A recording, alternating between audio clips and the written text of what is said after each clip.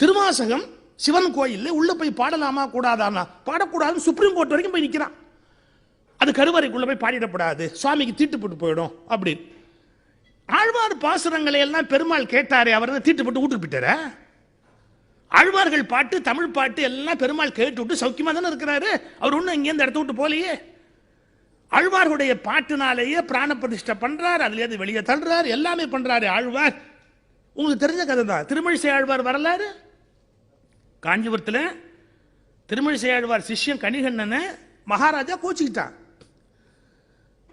ஊரை விட்டு வெளியே போடான்னா கணிகண்ணன் ஆழ்வார்ட்ட போய் நான் போயிட்டு வரேன் அப்படின்னா, சரி நீ போனா நான் என்ன பண்ண போறேன், இரு நான் பெருமாள்கிட்ட சொல்லிட்டு வரேன்னு பெருமாள்கிட்ட போய் சொன்னார். பெருமாள் சொன்னார், நீ போனா எனக்கு போர் அடிக்கும்டா, பேச்சு துணைக்கு ஆள்லாம் போயிடும், அதனால் நானும் பின்னாடி வரேன்.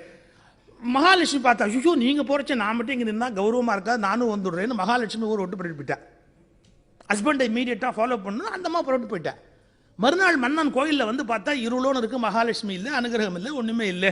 ஒன்று அவன் நேராக தேடிக்கிட்டு வந்து பார்த்தா ஊரை விட்டு வெளியில் ஒரு கேம்ப் ஆஃபீஸ், ஓர் இரவு இருக்கை, காஞ்சிபுரத்துக்கு பக்கத்தில் ஓர் இரவு இருக்கை உட்காந்துருக்காங்க எல்லாம். போய் கூப்பிடுறான், நீ வான்னு. மகாலட்சுமி சொன்னா எங்கள் ஹஸ்பண்டை கூப்பிடு. அவரை கூப்பிட்டா ஆழ்வாரை கூப்பிடு, ஆழ்வாரை கூப்பிட்டா கணிகண்ணனை கூப்பிடு. அவன் எல்லார் காலையும் வந்து கூப்பிட்டு வந்தான். இது எனக்கு இந்த சம்பவம் முக்கியம் இல்லை. கோயிலில் உள்ள இருந்த பெருமாளை உள்ளேருந்து வெளியே கிளப்புறதுக்கு திருமழிசை ஆழ்வார் எந்த ஆகமத்தை பயன்படுத்தினார்? நீங்க கோயிலுக்குள்ள இறைவனை பிரதிஷ்டை பண்ணவும் கோயிலை விட்டு வெளியே அனுப்பவும் ஆகம கிரியைகள் மூலமாக தான் பண்ண முடியும்.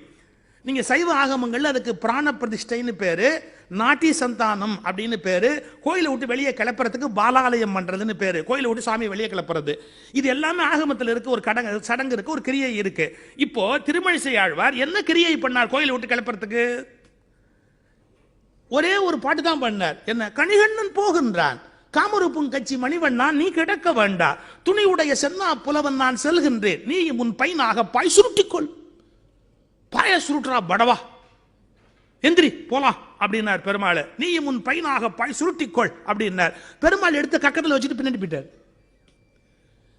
இப்ப ஆழ்வாரை திரும்ப கூப்பிட்டான் பாருங்க. ஒன்னு ஆழ்வார் சொல்றாரு, கணிகண்ணன் போக்கொழிந்தான், காமருப்பும் கட்சி மணிவண்ணா நீ கிடக்க வேண்டும், துணி உடைய சென்னா புலவன் நான் செலவு ஒழிந்தேன், நீயும் உன் பையனாக பாய் விரித்துக்கொள் அப்படின்னார். பாய சுருட்டுனா சுருட்டுறான், பாய விரினா விரிக்கிறான். பாருங்க ஆழ்வார் சொல்ற அத்தனையும் கேட்கறான். தமிழ்ல தான் சொன்னார், தமிழ்ல தான் சொன்னார். அப்ப தமிழ்ல சொன்னா பெருமாள் கேட்க மாட்டாரா? நீங்க தமிழ்ல திருவாசகம் போய் சிவபெருமான் காதல சொன்னா என்ன கோயில தீட்டுப்பட்டு போயிடுமா, குறைஞ்சு போயிடுமா? தவறு இல்லையா? அதெல்லாம் அட்டாவடித்தனமான பிடிவாதம் இல்லையா?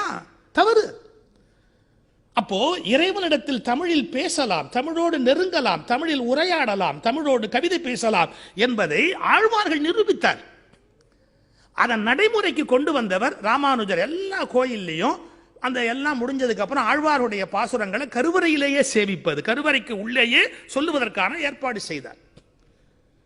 அல்ல நான் பிளைனா பேசுறேன், தப்பா நினைக்காதீங்க. அதில் வந்து கோயில் பட்டாச்சாரியார்கள் அவங்களே தீபாவளி முடிச்சு சமஸ்கிருத மந்திரத்தை சொல்லிட்டு தமிழ்லையும் ஆழ்வார் பாசுரங்களை பாடிடுவாங்க. சைவன் கோயிலில் ஏன் பிரச்சனை வந்ததுன்னா, சிவாச்சாரியார் வேற ஜாதி, ஓதுவார் வேற ஜாதி. தமிழ் பாடுற ஓதுவார்கள் வேற ஜாதி, சிவாச்சாரியார்கள் வேற ஜாதி. அப்போ சிவாச்சாரியார்கள் மந்திரம் சொல்லி முடிச்சதுக்கு அப்புறம் ஓதுவார் பாடினா ஓதுவார் எப்படி உள்ள விட முடியும்? விட முடியாது. இப்போ இது ஜாதி பிரச்சனை தானே ஒழிய மொழி பிரச்சனை இல்லை. நான் அதுக்கு ஒரு தீர்வு சொன்னேன், சிவாச்சாரியாரே தேவாரம் பாட்டுப்போம், நீங்களே பாடுங்களேன், யார் வேண்டாம்னா பாடுங்க, சிவாச்சாரியர் தேவாரத்தை பாடுங்க, யார் வேண்டாம்னா. எங்களுக்கு தேவாரமும் திருவாசகமும் கோயிலுக்குள்ள போகணும். அதுக்கு ஏன் நான் அவ்வளவு வேதனையா பேசுறேன்னா, சைவ உலகத்துக்கு ஒரு ராமானுஜன் கிடைக்காமல் போனது எவ்வளவு பெரிய துரதிருஷ்டம் என்பது சைவர்களுக்கு தான் தெரியும். அந்த கெட்ஸ், அந்த ஆண்மை. ஸ்ரீரங்கம் கோயில்ல கைலி கட்டி துலுக்க நாச்சியாருக்கு, ஸ்ரீரங்கம் கோயில்ல கைலி, பெருமாளுக்கு கைலி கட்டி, எந்த ஆகமத்தில் இருக்குது கைலி? எந்த ஆகமத்தில் இருக்குது கைலி கட்டலாம் பெருமாளுக்குன்னு இருக்கு? கைலியை கட்டி துலுக்க நாச்சியாருக்கு ரொட்டி நைவேத்தியம் பண்றேன்றது எந்த ஆகமத்தில் இருக்கு? ராமானுஜனுடைய பேராண்மை. சார் மரபுன்னு ஒண்ணு இருக்கும். மரபு நாம வந்து எல்லா இடத்துலையும் மாற்றிடக்கூடாது, கண்டபடி மாற்றக்கூடாது. ஆனா மாறி வருகிற சூழ்நிலைகளை அவதானித்தல், அழகான வார்த்தை இலங்கை தமிழன் பயன்படுத்துவோம், அவதானித்தல். என்ன மாறிக்கிட்டு இருக்குங்கிறத அவதானித்து இருந்தால் எவ்வளவு பெரிய நன்மை நடந்திருக்கும் யோசிச்சு பாருங்க. நம்ம மேம்போக்காவே நம்ம நினைச்சிட்டு இருக்க கூடாது. உண்மை ஆழமான புறையோடு இருக்கிற பிரச்சனையை பார்க்கணும். நான் ஓப்பனாவே கேட்கிறேன், யார் மதம் மாறினார்கள்? இந்த உலகத்தில் யார் மதம் மாறினார்கள்? யாரை கோயிலுக்கு வெளியில் நிறுத்தினோமோ அவர்கள்தான் மதம் மாறி வேறு மதத்துக்கு போனார்களே ஒழிய கோயிலுக்கு உள்ளே இருந்தவர்கள் மதத்தை விட்டு வெளியில் போனார்களா? யாரை கோயிலுக்குள்ள விடலையோ அவனை தானே சார் கூட்டிட்டு போனா. கோயிலுக்குள்ள அவனையும் விட்டுருந்தா ராமானுஜர் தானே விரும்பினாரு. மேலக்கோட்டில் என்ன விரும்பினாரு? வாங்கடா கோயிலுக்குள்ள எல்லாரும் கோயிலுக்குள்ள போலாவா அப்படின்னா ராமானுஜர் விரும்பினார்.